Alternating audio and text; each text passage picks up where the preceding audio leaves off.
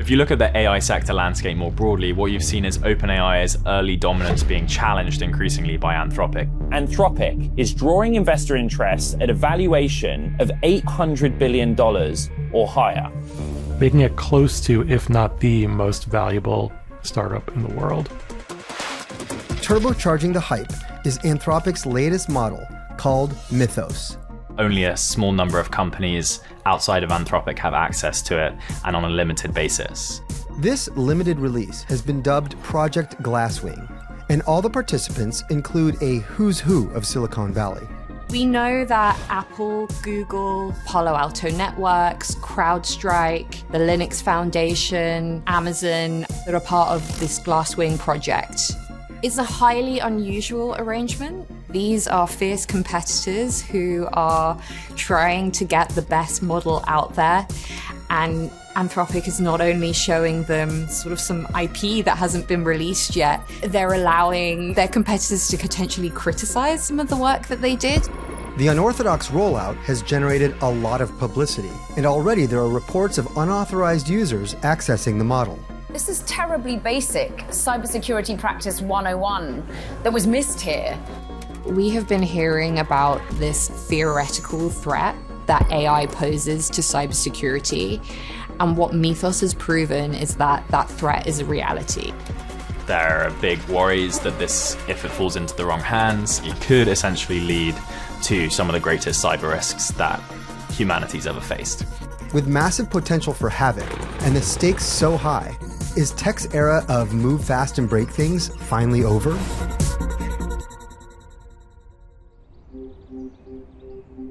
Well, Bloomberg has learned that the Treasury Secretary Scott Bessent and Fed Chair Jerome Powell summoned Wall Street leaders to an urgent meeting on concerns that the latest AI model from Anthropic will usher in an era of greater cyber risk. Although the discussions were, of course, private, the gist of the meeting was, hey, banks, better start testing this thing now before it's too late. The US banking sector is obviously systemically super important to the US economy and the global economy. Trillions of dollars go through these banks' pipes every single day. The threat Mythos poses is twofold. It has the ability to detect vulnerabilities in basically every web browser, every computer system that it's so far been tested on. That could be finding issues in a lot of the web services we use, financial payment services, operating systems like on iPhones and Android. So you're talking bugs, potential holes in infrastructure that these banks might have been sitting on for years or decades and maybe haven't patched up that might be vulnerable to outside hackers.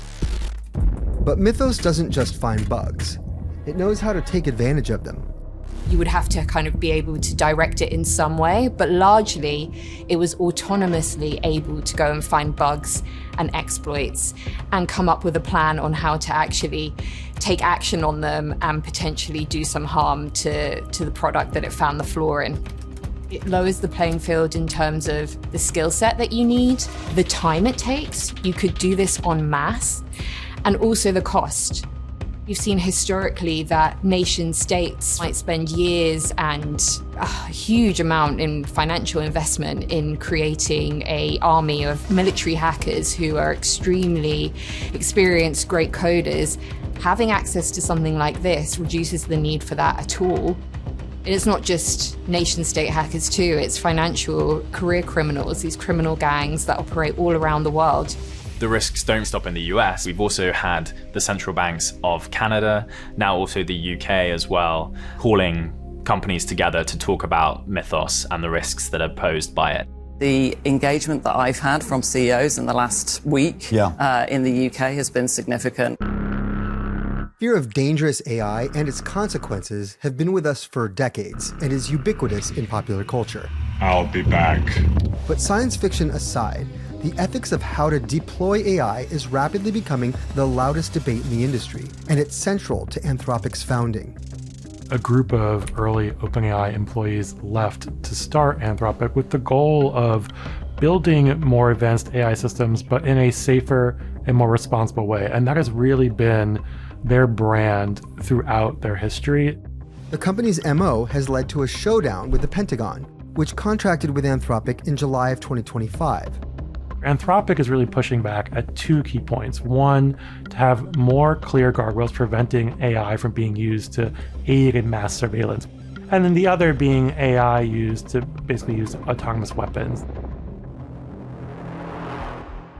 For the Pentagon, the argument is that no private company should basically be meddling in the Defense Department's affairs. No private company should be telling the Defense Department and the armed forces how to use technology on the battlefield.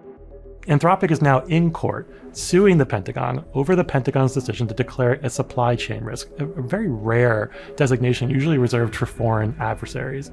So while the Department of Defense seeks to blacklist Anthropic, the Treasury and White House are pushing to expand access.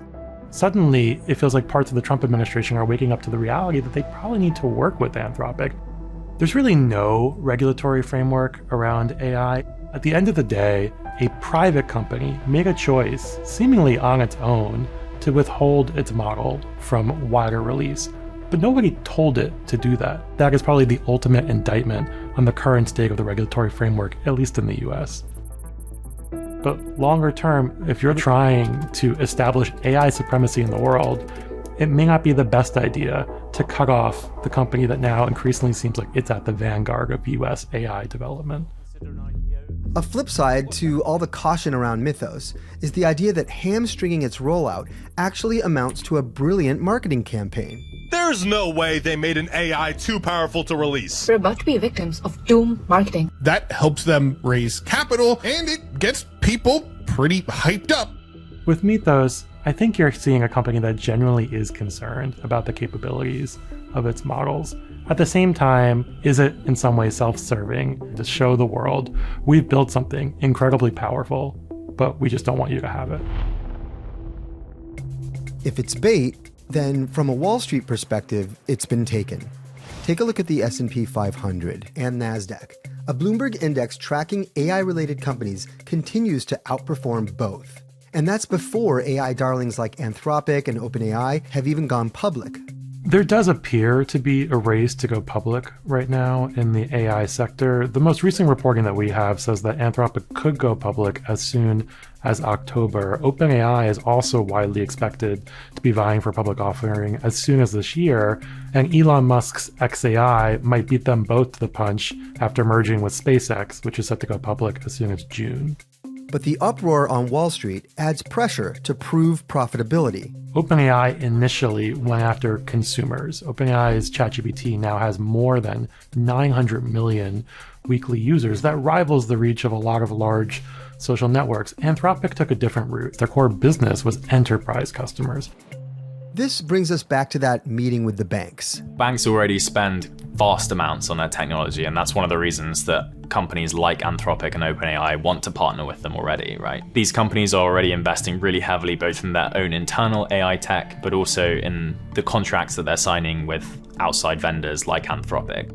Spending on cybersecurity just keeps growing. Expenditures are expected to reach $300 billion by 2030.